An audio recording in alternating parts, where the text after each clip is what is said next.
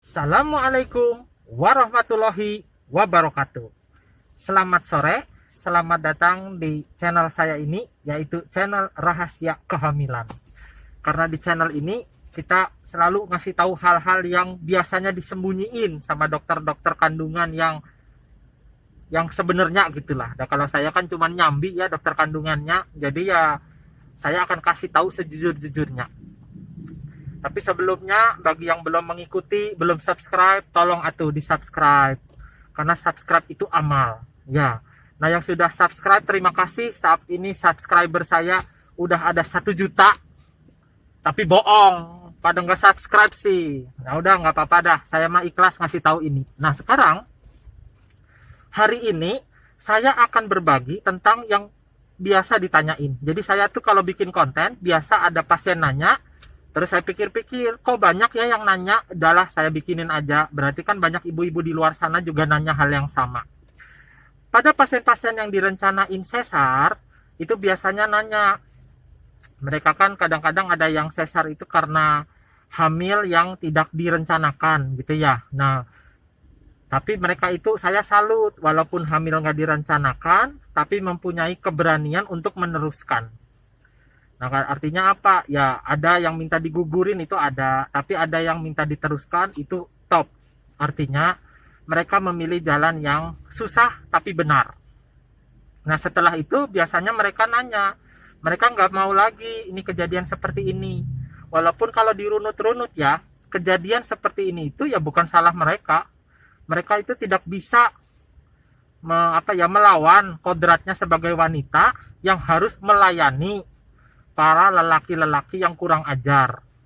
Jadi mereka lagi ngurus anak bayi kecil-kecil, udah subur, ya digituin lah sama suaminya tanpa sadar gitu. Akhirnya nggak bisa nolak juga katanya dosa segala macam gitu ya. Nah, akhirnya mereka hamil. Mereka selalu nanya gini, dokter bisa nggak nanti kalau habis sesar sekalian pasang spiral? Nah, sekarang saya akan jelaskan sejelas-jelasnya. Nah, sekarang untuk tahu dulu, ibu-ibu dan bapak-bapak, ini ngasih tahu ibu-ibu aja lah, bapak-bapak mah susah dikasih tahu. Ibu-ibu dan bapak-bapak harus tahu gini, nomor 1 yang harus tahu adalah gimana sih bentuk rahim itu. Rahim awalnya sebelum hamil itu kecil sekali, gambarnya seperti ini. Letaknya itu sangat-sangat kecil, jadi letaknya di belakang bulu kemaluan, cuman segini. Nah, di dalam bulu kemaluan di belakangnya itu kan kecil banget tuh. Jadi itu rahim sebelum ada isinya. Lalu, perlahan rahim ini makin lama makin besar. Si bayi makin besar, rahimnya makin tumbuh. Jadi sebesar ini, bayangin. Ini dari minggu ke minggu, jadi sebesar ini. Sebesar ini bayi makin besar. Nah, ketika bayi kita itu lahir, pada saat lahiran, ketika bayinya lahir, maka rahim itu pasti harus mengecil pelan-pelan. Masa mengecilnya itu nggak instan, dari gede langsung melar jadi kecil itu enggak. Masa mengecilnya itu perlahan. Memang dibandingin 9 bulan melar, dia jauh lebih cepat ngecilnya. Namanya masa involusi, masa penyusutan. Jadi yang dari tadi sebesar ini, dia menyusut lagi jadi ukuran semula. Penyusutan ini memakan waktu kira-kira selama nipas, yaitu 40 hari sampai 2 bulan. Nah, itu yang harus tahu dulu. Jadi, sebelum nifas selesai, rahim itu yang tadinya besar, kadang-kadang belum kecil. Jadi, dia ngecilnya pelan-pelan. Rata-rata ibu-ibu 40 hari udah kecil. Nomor 2, yang paling aman memang kalau udah 2 bulan. Itu insya Allah udah pasti kecil lagi kayak dulu. Itu yang harus diketahui dulu, yaitu bentuk daripada rahim dari kecil menjadi besar waktu hamil dan mengecil lagi setelah lahiran. Itu nomor 1. Nomor 2, yang harus diketahui, selama nipas itu rahim berusaha mengosongkan darah-darah kotor. Jadi itu darah kotor itu kalau dilihat awal persalinan itu darahnya kotor, namanya lokia. Ada lokia yang sangat bau, habis itu lokia yang bau biasa, habis itu lokia yang baunya amis, habis itu lokia yang agak nggak bau, lama-lama jadi lokia bening segala macam. Dan saya mah tahu ini bukannya saya ciumin satu-satu, enggak. Saya mah tahu ini karena mengamati gitulah. Ya, nah, tapi ingat, sebelum nifas itu berakhir selalu ada darah kotor yang namanya lokia. Jadi sebelum nifas selesai, rahimnya belum nyusut, itu selalu ada yang namanya darah kotor. Apalagi lokia ini, kalau kasusnya pada saat sesar, itu adalah ketubannya pecah dan udah berwarna bau. Biasanya di dalam rahim ini, keadaan daripada rahimnya itu gampang infeksi. Karena adanya ketuban pecah dini atau masih adanya lokia yang bau. Nomor 3 yang harus tahu. Ini adalah bentuk daripada spiral.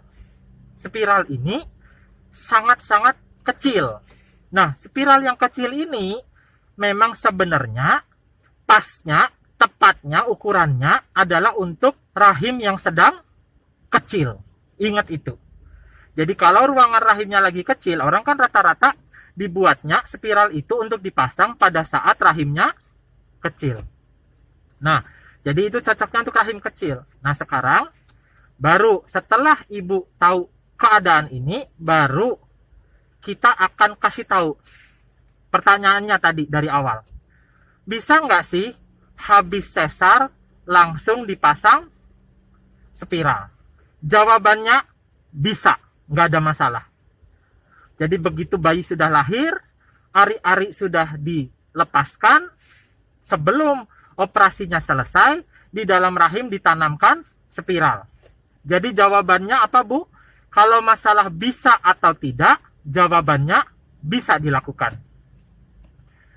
Tetapi ingat, kalau pertanyaannya baik atau tidak untuk dilakukan, terus terang saya pribadi bilang kurang baik. Kenapa kok begitu, Pak Dokter? Karena gini, nomor 1, sebelum nifas itu selesai, rahim itu kan besar. Ruangannya itu kayak ruangan hall pertemuan gitulah, ruangan hall pertemuan untuk kawinan. Sedangkan spiralnya kecil. Jadi kayak kita sendirian di suatu ruangan hall. Nah, nanti makin lama waktu dia nifas, selesai rahimnya mengecil. Nah, sewaktu ngecil itu, kadang-kadang sebagian besar spiral itu waktu rahimnya ngecil, dia mencong. Jadi waktu rahim dagingnya itu ngecil, spiralnya itu posisinya nggak bagus. Sebagian besar ada yang ketanam ke dalam rahim yang mengecil. Ini namanya adalah IUD atau spiral yang embedded atau tertanam.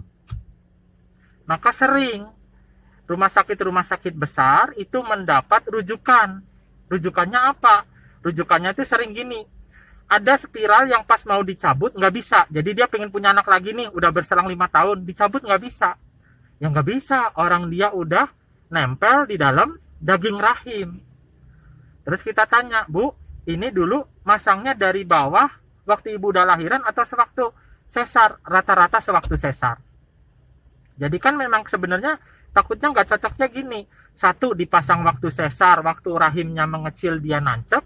Nomor 2, kalau orang masang sendiri pada saat dia sudah memang nifas, masangnya dari mana? Masangnya dari bawah. Artinya dari vagina, dari bawah. Nah, kalau dipasang aja susah, kan biasanya nggak dipasang. Bener ya, kalau dari bawah susah gitu, pasti nggak dipasang. Nah, sekarang susahnya dipasangnya dari dalam, pas mau dicabut, itu dari bawah. Sedangkan mungkin dari bawah jalannya nggak cocok untuk dicabut. Jadi memang paling bagus dipasangnya itu dari bawah, sewaktu rahim sudah ngecil setelah nifas selesai. Itu yang paling bagus. Itu alasan nomor 1. Jadi sering datang di kemudian hari, spiralnya itu nancep. Udah dicoba, dicabut, ternyata ada yang putus, ada yang ketanam.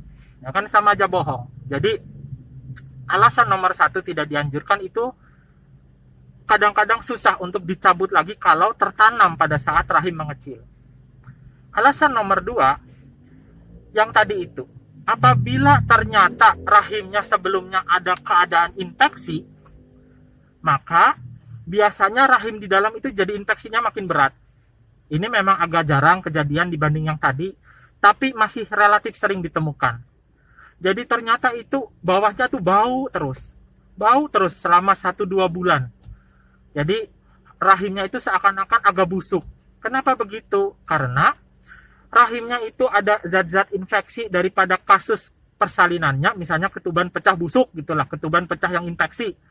Dipaksain dikasih alat lagi di dalam rahim, padahal mestinya dia keluarin. Jadi itu alasan kenapa tidak dianjurkan. Jadi jelas ya. Jadi kalau misalnya Pak Dokter, kapan bagusnya kalau habis sesar itu masang spiral? Saya pribadi bilangnya selesaikan dulu nifas 2 bulan. Udah tenang aja Bu. Sebenarnya yang harus dikasih tahu gini itu adalah suami. Ibu itu nggak buru-buru pasang spiral pun tidak akan hamil kecuali disentuh-sentuh sama suami. Emang Ibu Siti Mariam gak disentuh cowok terus hamil? Kan gak mungkin. Gak mungkin Bu. Belum pernah ketemu, saya udah tahunan jadi SPOG. Ada juga dulu tuh kasus tuh di Instagram, katanya dia kena angin gitu ya, kena angin, vaginanya kena angin kenceng terus hamil. Di situ juga saya tuh kadang-kadang sedih ya. Waktu itu saya, apa bener nih kayak gini? Kok bisa kena angin terus hamil gitu? Saya bingung, apa dulu saya sekolahnya salah, apa gimana gitu. Nah ternyata udah ketemu itu, ternyata tetap aja angin itu dimasukkan bersamaan dengan dimasukkannya totong daripada pria. Nah jadi ingat, ibu nggak akan hamil kecuali disentuh. Jadi sebelum 2 bulan itu bilang sama bapak, tidak boleh sentuh-sentuh.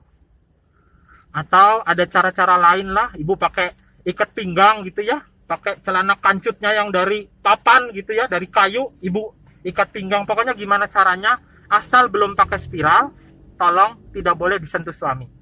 Setelah 2 bulan, karena sesar itu bagusnya pasang kalau udah 2 bulan. Nah, sehingga waktu kita masukkan dari bawah spiralnya, itu tidak jahitan, maksudnya jahitan sesarnya di dalam itu udah kembali mulus. Jadi nggak nyangkut di situ. Itu alasannya.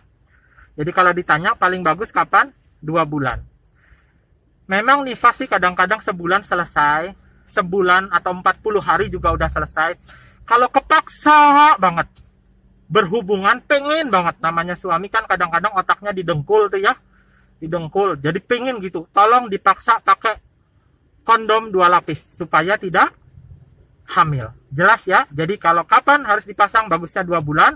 Sebelum 2 bulan kalau belum KB, takut kejadian lagi, kapan mau main harus dipasang kondom 2 lapis. Jelas ya. Nah sekarang ada pertanyaan, kenapa kok ada rumah sakit yang seperti itu Pak Dokter? Kenapa kok sesar sekaligus dipasang steril, dipasang spiral? Nggak ada yang salah juga sih Bu, nggak ada yang salah. Kayak gitu itu juga ada di pengajarannya dulu ada. Jadi itu menimbang indikasi atau alasan sosial. Kalau Ibu lihat rumah sakit ini biasanya banyak pasien-pasien, mohon maaf ya, yang dikasih tahu baik-baik nggak ngerti.